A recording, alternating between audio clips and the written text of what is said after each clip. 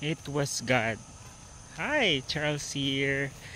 Good morning. It's Thursday and right now dito sa area namin malamig. Maaga, which is 6:27, pero ang lamig dito sa amin siguro magbo-bare months na. Usually pag mga ganitong season malamig na or siguro dahil din sa panahon. But anyway, good luck for your Thursday. Kung ano ang mga balak mong gawin, like you pray bago natin gawin ang mga bagay-bagay, especially kung may lakad para mas safe tayo. Ayun. So it was God. So wala lang, parang na-realize ko lang lately na parang grabe yung effort mo sa mga bagay-bagay, no? And sometimes hindi talaga nag-work. Parang ganun. So baka hindi talaga siya meant na mangyari. But there are things naman na parang napaka bilis lang and nakuha mo na siya agad, diba?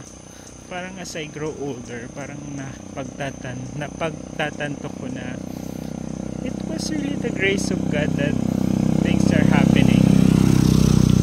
Maybe sometimes we question na parang bagal, pero if you come to think of it, yung mga simpleng bagay, hindi siya simple, di ba?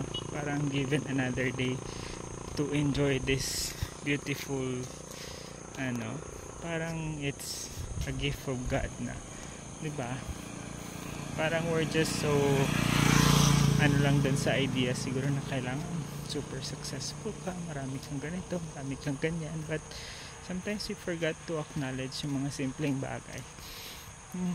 Paglanghap ng hangin, di ba? Yung ganun. Yung mga simpleng nasa harap na natin.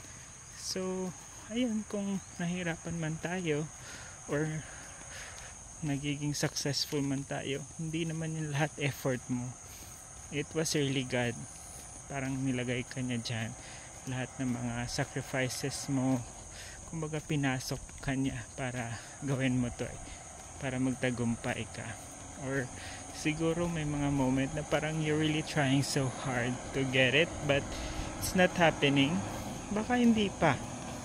You just have to be patient.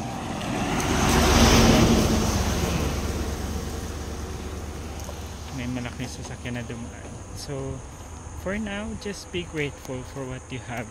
I'm sure time will come, ibibigay din yung para sa'yo. Ayun lang. Good luck. Annyeong mama.